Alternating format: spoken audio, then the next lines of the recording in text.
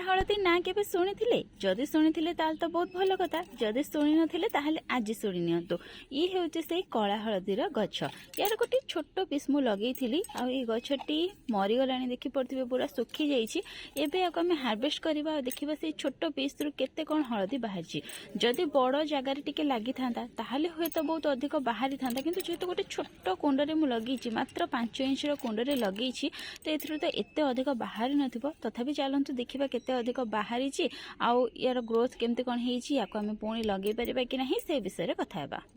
देखो ताको मो कुंडर बाहर कर नहीं एबे यार साइड साइड सब माटी बाहर करने आउ हलदी टी आम बाहर करने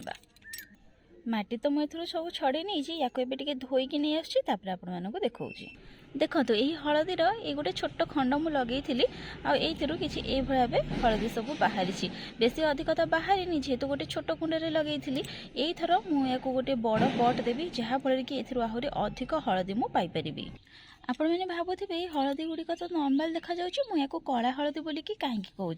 देखो या जो भांगी से केमती पूरा कला पड़ जाए जेहेतु ये भल भाव मैच्योर है छोट छोट पीस गुड़िक ही से बेसी अधिक कला तो देखा जाऊनी जदि भल भाव मैच्योर होता ताहले से हलदी गुड़ी को भांगिले पूरा गाढ़ा कला रंगर देखा जाता।